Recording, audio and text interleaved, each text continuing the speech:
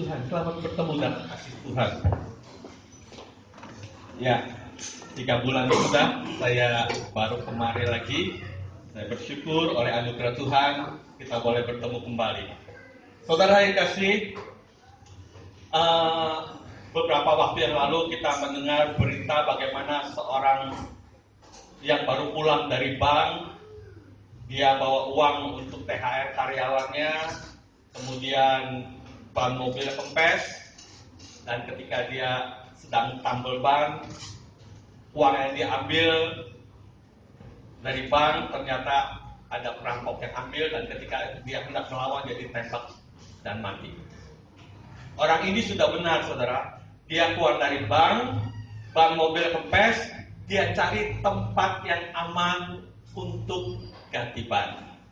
Pakai aman yang dia lihat bagus adalah di pom bensin. Karena di pom bensin ada bisa ganti ban dan bisa tambal ban. Ya, ada mungkin gasnya bisa nitrogen. Tempat yang aman menurut dia. Tapi kenyataannya di situ malah dia ditembak mati. Jadi memang keadaan dunia makin lama bukan makin baik. Makin lama makin menyeramkan. Makin lama makin menakutkan. Dan itu memang sudah difirmankan oleh firman Tuhan. Dunia makin lama makin tidak baik. Nah, bagaimana kita sebagai anak-anak Tuhan, kita ada di dalam dunia ini, bagaimana kita bisa hidup dalam kasih dan anugerah Tuhan. Ketakutan memang ada, kekhawatiran memang ada, tapi kita sebagai anak-anak Tuhan, Tuhan memberikan damai sejahtera, dan ini yang dunia tidak bisa berikan. Nah, dalam pengiringan kita kepada Tuhan, saudara, kadang-kala seperti naik turun, tapi tiba-tiba kayaknya turun gitu. Kita berdoa untuk sesuatu hal, kita rasanya dekat dengan Tuhan. Tapi kalau kadang-kala kita berdoa sudah sekian lama nggak ada jawaban, kayaknya rasanya turun sekali. Kadang-kala seperti itu, mengiring Tuhan. Nah, kita akan bahas bagaimana kalau kejadiannya terjadi seperti itu dalam hidup kita. Kita buka dulu firman Tuhan yang terdapat dalam Markus pasal 5. Markus pasal 5 ayat 21 sampai 24. Demikian firman Tuhan. Markus pasal 5 ayat 21. Perikopnya di situ tentang Yesus membangkitkan anak Yairus dan menyembuhkan seorang perempuan yang sakit pendarahan. Ayat 21. Sesudah Yesus menyeberang lagi dengan perahu, orang banyak berbondong-bondong datang lalu mengerumuni dia, sedang ia berada di tepi danau. Datanglah seorang kepala rumah ibadat yang bernama Yairus. Ketika ia melihat Yesus, tersungkurlah ia di depan kakinya dan memohon dengan sangat kepadanya, "Anakku perempuan sedang sakit, hampir mati. Datanglah kiranya dan letakkanlah tanganmu atasnya, supaya ia selamat dan tetap hidup." Lalu pergilah Yesus dengan orang itu. Orang banyak berbondong-bondong mengikuti dia dan berdesak-desakan di dekatnya. Saudara, kisah ini seringkali kita baca, seringkali kita dengar. Bagaimana Yairus sebagai pemimpin rumah ibadat. Ya, kalau sekarang mungkin gembala sidang. Waktu itu anaknya sakit dan hampir mati. Bukankah setiap orang tua, kalau anaknya sakit, apalagi anaknya mungkin di bawah 2 tahun yang ngomongnya belum jelas, ya, jadi dia belum bisa ngomong sakitnya di mana. Banyak orang tua bilang, kalau boleh, jangan dia yang sakit, saya yang sakit. Orang tua seperti itu. Nah, Yairus, dia punya anak, sekarang anaknya sakit parah dan hampir mati. Sebagai orang tua, dia ingin anaknya sembuh. Makanya ketika Yairus bertemu dengan Yesus, dia langsung tersungkur di kaki Yesus. Dia tidak hiraukan bahwa dia sebagai gembala sidang. Dia tersungkur di kaki Yesus. Dia mohon kepada Yesus untuk datang ke rumahnya, untuk menumpangkan tangan supaya anaknya sembuh. Karena Yairus sering mendengar bagaimana Yesus membuat mujizat. Yesus menumpangkan tangan dan banyak orang sembuh. Makanya Yairus meminta kepada Tuhan dengan menyingkirkan semua kehebatan dia sebagai gembala sidang. Ya, mungkin ada jemaat yang waktu itu belum setuju dengan pengajaran Yesus. Yairus menyampingkan yang penting buat dia, anak dia sembuh. Dan kita sudah baca, setelah Yesus mendengar apa yang Yairus katakan, maka Yesus merespon dengan mengajak Yairus untuk ke rumahnya. Karena Yairus tahu bahwa Yesus sanggup menyembuhkan dengan cara menumpangkan tangan. Itu yang pertama. Nah, kisah ini juga sama dengan kalau kita baca dalam Matius pasal 8.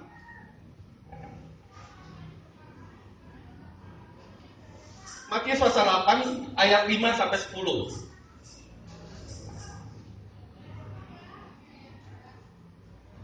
Matius pasal 8 ayat 5 sampai 10, demikian firman Tuhan. Yesus menyembuhkan hamba seorang perwira di Kapernaum. Ketika Yesus masuk ke Kapernaum, datanglah seorang perwira mendapatkan dia dan memohon kepadanya, "Tuan, hambaku terbaring di rumah karena sakit lumpuh dan ia sangat menderita." Yesus berkata kepadanya, "Aku akan datang menyembuhkannya." Tetapi jawab perwira itu kepadanya, "Tuan, aku tidak layak menerima Tuan di dalam rumahku. Katakan saja sepatah kata, maka hambaku itu akan sembuh. Sebab aku sendiri seorang bawahan, dan di bawahku ada pula prajurit. Jika aku berkata kepada salah seorang prajurit, 'Pergi,' maka ia pergi. Dan kepada salah seorang lagi, 'Datang,' maka ia datang. Ataupun kepada hambaku, 'Kerjakanlah ini,' maka ia mengerjakannya." Setelah Yesus mendengar itu, heranlah ia dan berkata kepada mereka yang mengikutinya, "Aku berkata kepadamu, sesungguhnya iman sebesar ini tidak pernah aku jumpai pada seorang pun di antara orang Israel." Di ayat 13, lalu Yesus berkata kepada perwira itu, "Pulanglah dan jadilah kepadamu seperti yang engkau percaya." Maka pada saat itu juga sembuhlah hambanya. Saudara, seorang perwira, dia punya hambanya ini sakit, dan dia tahu bahwa Yesus sanggup menyembuhkan. Makanya dia bertemu dengan Yesus supaya Yesus bisa menyembuhkan hambanya. Saudara, sama responnya ketika Yairus meminta kepada Tuhan untuk ke rumahnya, Yesus merespon. Dan ini perwira ini juga meminta kepada Yesus, dan Yesus merespon. Tapi orang ini bilang kepada Yesus, tidak usah datang ke rumahnya, karena dia merasa bahwa dia tidak layak. Jadi cukup Yesus mengatakan sepatah kata, maka hambanya sembuh. Makanya Yesus merasa heran karena tidak didapati di antara orang Israel yang punya iman seperti ini. Sepatah kata saja dari Yesus, maka hambanya sembuh. Saudara, dua kasus. Yang pertama, Yairus punya anak sakit. Yairus meminta kepada Tuhan untuk datang ke rumahnya, menumpangkan tangan, anaknya sembuh. Kasus yang kedua, seorang perwira yang hambanya sakit, dan dia minta kepada Yesus untuk disembuhkan. Tapi ketika Yesus mau ngajak ke rumahnya, dia katakan, "Tidak usah. Cukup sepatah kata saja, maka hamba saya sembuh." Dan Tuhan merespon dua-duanya. Yesus mau ke rumah Yairus, Yesus juga mau ke rumahnya perwira ini, tapi ditolak oleh perwira ini. Cukup mengatakan sepatah kata, karena perwira ini yakin apa yang dikatakan Yesus adalah mujizat. Saudara, dalam hidup kadang-kadang kita seperti itu. Ketika kita menghadapi masalah hidup, kita ingin Tuhan mengatakan sepatah kata. Mungkin dari firman Tuhan kita baca, mujizat terjadi.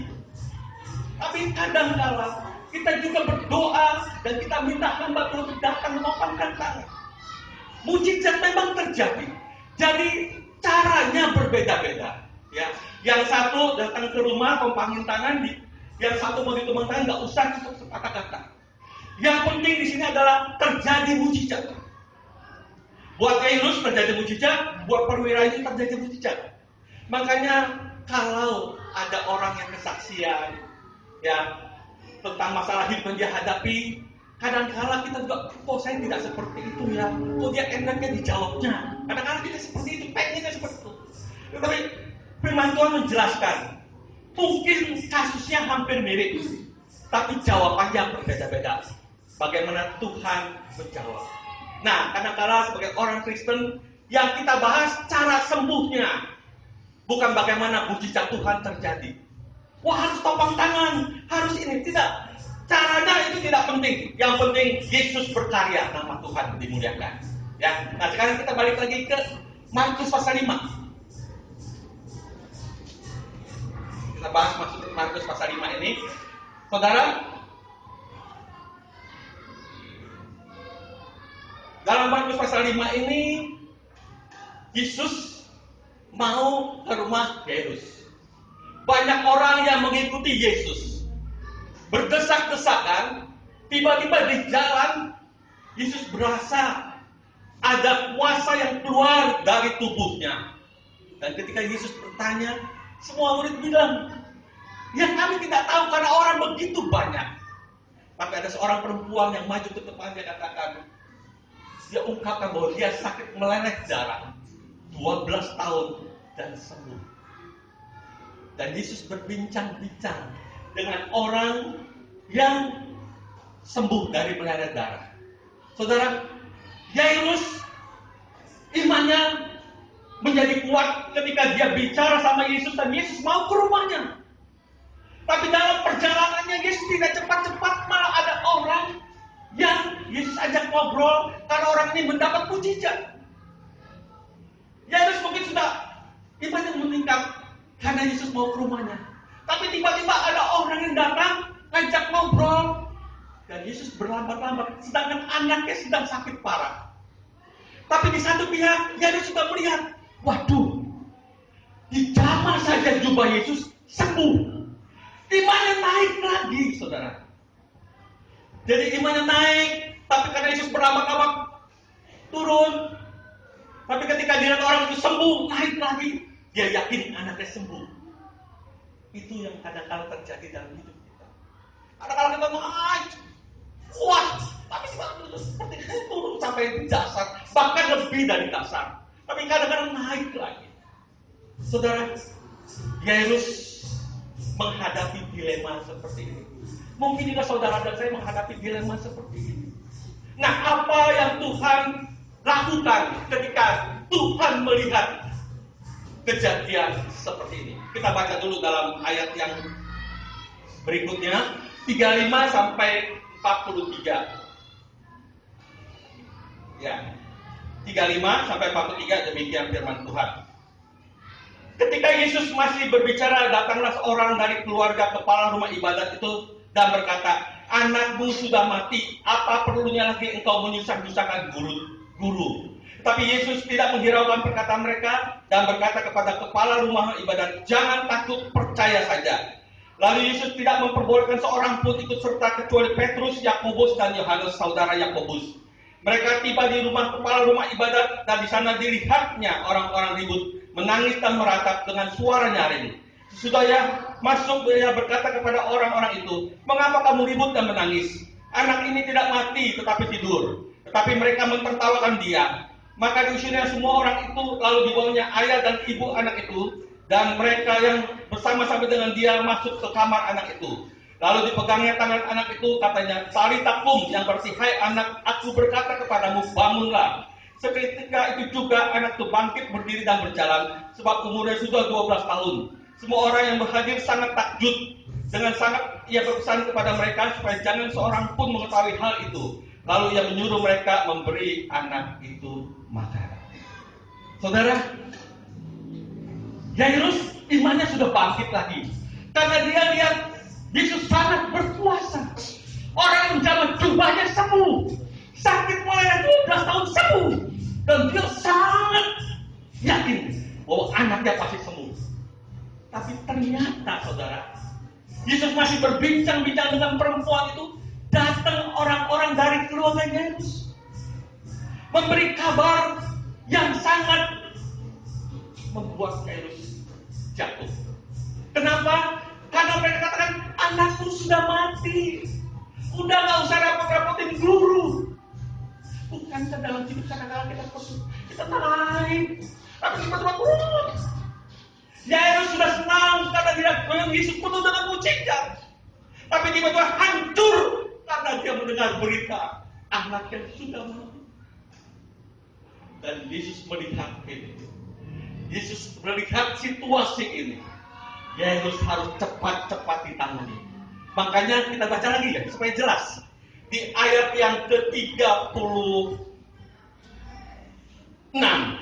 Ya, 35b-nya kan, anakmu sudah mati, apa perlunya lagi engkau menyusah-nyusahkan gulut. Ayat 36. Tetapi Yesus tidak menghiraukan perkataan mereka dan berkata kepada kepala rumah ibadat, jangan takut, percaya saja. Bagaimana harus percaya? Saya sudah mendengar keluarga saya datang bilang anak saya mati. Tapi Yesus melihat situasi ini langsung dia ambil alih. Dia kata, jangan takut, percaya saja. Saudara, bukankah dalam hidup kadang-kadang kita juga bimbang dalam kenyataan seperti ini? Di satu pihak masalah ini makin berat, tapi di pihak lain Tuhan katakan percaya saja, percaya saja. Sama seperti perwira kan Tuhan katakan sepakat kata, maka mujizat terjadi. Saudara, dalam kebingungan, ketakutan ini, Yesus katakan percaya saja, jangan takut. Sama siang ini juga, ketika saudara menghadapi masalah hidup, persoalan hidup yang menekan saudara, yang membuat saudara takut, khawatir, gelisah, Yesus hanya katakan jangan takut, percaya saja. Itu yang Yesus katakan. Kemudian langkah berikutnya apa yang Yesus lakukan? Ya. Tetapi Yesus tidak menghiraukan perkataan mereka dan berkata kepada kepala rumah ibadat, jangan takut, percaya saja. Dengan kata lain, Yesus tidak menghiraukan, padahal itu keluarganya Yairus yang bilang anaknya mati. Yesus bilang tidak menghiraukan. Dengan kata lain, ketika engkau menghadapi masalah dan saudara mendengar berita yang makin menakutkan, Yesus katakan jangan hiraukan itu, percaya saja sama Yesus. Ketika saudara menghadapi masalah hidup yang sangat menekan dan membuat saudara takut, Yesus ingatkan sekarang, jangan hiraukan berita-berita yang menakutkan, tapi percaya saja kepada Yesus. Nah, ayat yang berikutnya, apa yang Yesus lakukan? Lalu Yesus tidak memperbolehkan seorang pun ikut serta kecuali Petrus, Yakobus, dan Yohanes, saudara Yakobus. Ada 3 orang yang diajak oleh Yesus, Petrus, Yakobus, dan Yohanes. Saudara, ketika Yesus melihat Yairus mulai down karena anaknya dinyatakan mati, Yesus katakan percaya saja. Kemudian Yesus mulai mengusir orang-orang yang satu ada dalam rombongan. Kenapa Yesus mengusir? Hanya ajak Petrus, Yakobus, dan Yohanes. Karena kalau orang-orang itu pada ikut, semuanya pada ngomong, wah anaknya sudah mati, wah anaknya sudah mati. Anaknya sudah mati, anaknya sudah mati. Pasti Yairus tambah down. Tapi Yesus mengusir mereka, hanya bawa 3 muridnya ini untuk ke rumah Yairus. Saudara, ketika engkau menghadapi masalah, banyak berita-berita yang menakutkan, banyak berita-berita yang membuat kita kecewa, marah. Yesus mulai menganalisir hal-hal yang menakutkan, yang membuat kita khawatir, membuat kita kecewa. Yesus mulai meninggalkan. Makanya dia ajak hanya 3 muridnya saja.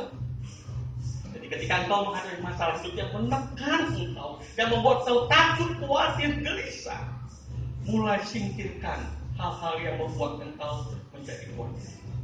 Nah, berikutnya apa? Yuk, kita baca ayat selanjutnya. Mereka tiba di rumah kepala rumah ibadat, dan di sana dilihatnya orang-orang ribut, menangis dan meratap dengan suara nyaring.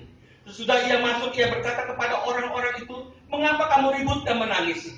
Anak ini tidak mati, tetapi tidur. Tetapi mereka mentertawakan dia. Ya, sampai di situ dulu, saudara. Waktu Yesus bilang sama Yairus percaya saja, kemudian Yesus mengajak 3 muridnya untuk ke rumah Yairus. Sampai di rumah Yairus, ya Yesus kan mengusir orang-orang yang ikut, karena cuma 3 muridnya saja. Sampai di rumah Yairus, Yesus mendengar orang-orang ribut menangis. Dan ketika Yesus masuk dan melihat orang-orang menangis, Yesus katakan, mengapa kamu menangis?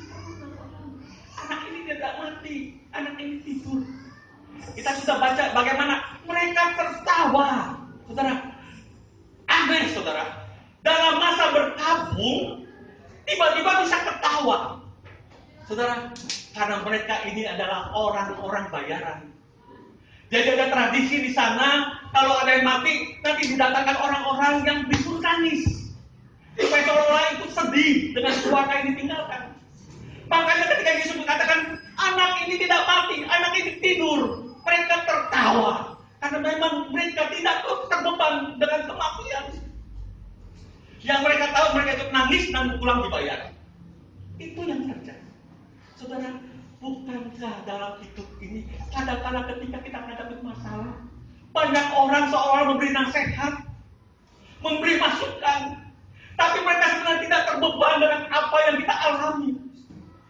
Ya, kalau kita ikutin, kalau berhasil, tuh kan gara-gara gua lu berhasil. Ya kan, kalau nggak berhasil, dia ngeloyor aja. Itu yang terjadi.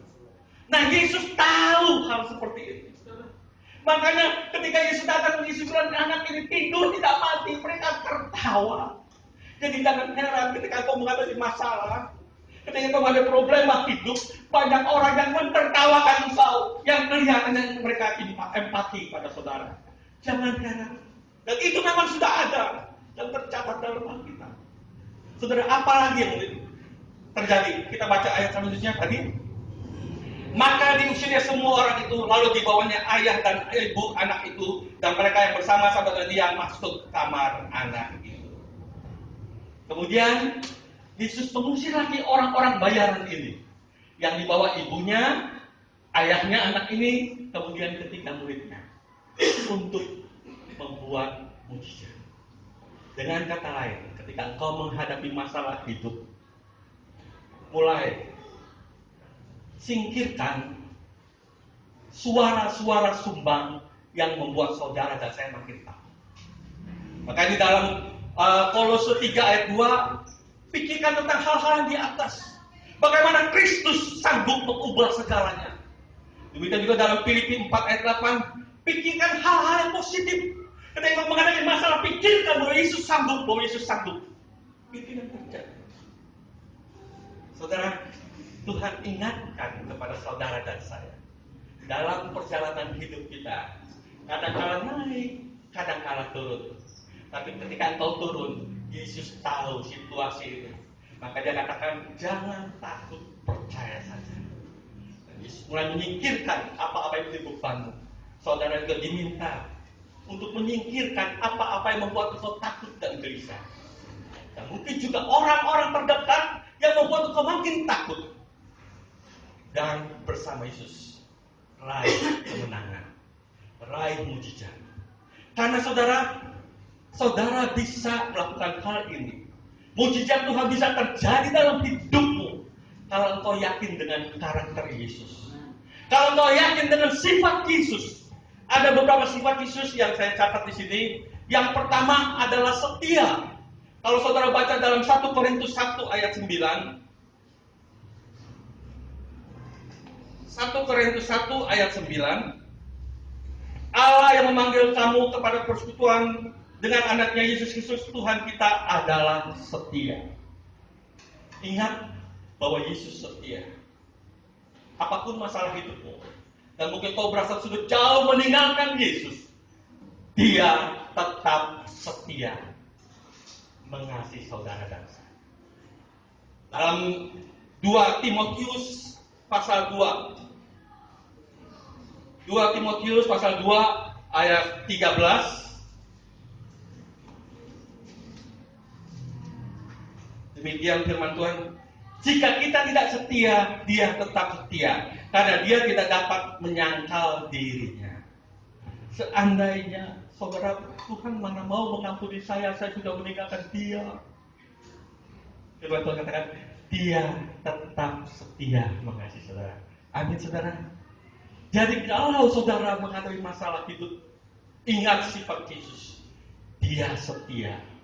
Yang kedua, apalagi sifat Yesus? Dalam Matius 28.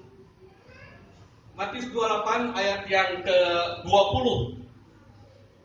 Demikian firman Tuhan. Dan ajaran mereka melakukan segala sesuatu yang telah kuperintahkan kepadamu. Dan ketahuilah aku menyertai kamu senantiasa sampai kepada akhir zaman. Yesus selain setia, dia menyertai kita sampai akhir zaman. Sampai kita dipanggil oleh dia, dia tetap menyertai. Jadi siang ini, kalau engkau sedang bergumul dengan masalah hidupmu, ingat, mujizat besar dapat terjadi kalau engkau yakin bahwa Yesus setia. Kalau engkau yakin bahwa Yesus menyertai hidupmu. Apalagi sifat Yesus. Dalam Mazmur 116. Mazmur 116 ayat yang kelima. Demikian firman Tuhan. Tuhan adalah pengasih dan adil. Allah kita penyayang. Sifat Yesus yang berikutnya adalah selain setia, menyertai, dia pengasih dan adil dan penyayang. Pegang janji Tuhan. Dan ini yang dirasakan oleh anak-anak Tuhan yang mencatat di dalam Alkitab. Apalagi Bilangan 23. Ya, Bilangan 23 mungkin bisa ditampilkan di situ ya. Bilangan 23 ayat 19. Bilangan 23 ayat 19. Demikian firman Tuhan. Allah bukanlah manusia sehingga berdusta, bukan anak manusia sehingga menyesal. Masakan ia berfirman dan tidak melakukannya, atau berbicara dan tidak menepatinya.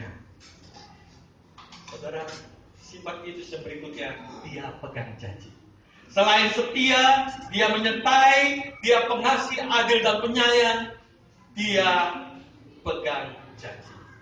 Dan banyak lagi sifat-sifat Yesus. Dia menerima kita apa adanya, dia mengasihi kita, dia peduli. Ya, kemudian Yesus mengatakan bahwa pencobaan-pencobaan yang kita alami, pencobaan-pencobaan biasa, tidak melebihi kekuatan kita. Ya. Dan Yesus tetap bekerja. Bagaimana dia menyiapkan tempat buat saudara dan saya ketika waktunya kita dipanggil oleh Tuhan. Kemudian juga apa yang terjadi dalam hidup kita indah pada waktunya. Dalam Pengkhotbah pasal 3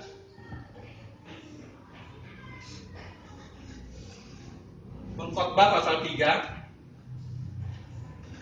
ayat yang ke-11. Pengkhotbah pasal 3 ayat yang ke-11. Demikian firman Tuhan. Ia membuat segala sesuatu indah pada waktunya.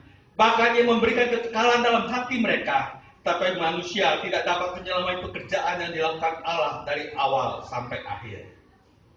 Saudara, kadang-kadang kita mau depannya saja ayat 11. Ia membuat segala sesuatu indah pada waktunya. Bahkan ia memberikan kekekalan dalam hati mereka. Kita maunya sampai situ aja. Indah pada waktunya. Padahal disambung dengan tetapi manusia tidak dapat menyelami pekerjaan yang dilakukan Allah dari awal sampai akhir. Kadang-kadang dalam perjalanan hidup kita mau secepatnya terjadi mujizat. Karena Tuhan katakan indah pada waktunya jawaban Tuhan. Dan kadang-kadang kita gagal paham dengan maksud Tuhan. Kita salah paham. Yang kita ingat mana Tuhan jawaban engkau. Padahal saudara, Tuhan sudah merancang dari awal sampai akhir untuk kebaikan saudara dan saya. Ini yang Tuhan perlihatkan. Pagi ini saya tidak tahu pergumulan apa yang terjadi dalam hidup. Dan ketika kau merasa sangat di bawah, Yesus katakan jangan takut, percaya saja. Sama seperti perwira yang katakan, Yesus katakan sepatah kata saja, maka hamba saya sembuh. Siang ini pun hal yang sama Tuhan lakukan pada saudara dan saya. Jangan takut, percaya saja. Jangan takut, percaya saja. Dan ini yang Tuhan katakan. Ayo, kita datang sama Dia. Kita menyerahkan segalanya.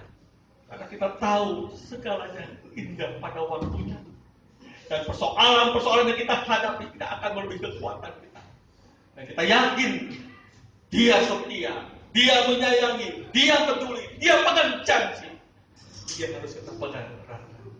Makanya ayo kita kita datang sama dia. Kita bersyukur kita punya Allah. Yesus Tuhan namanya. Saya dan tim musik untuk maju ke depan.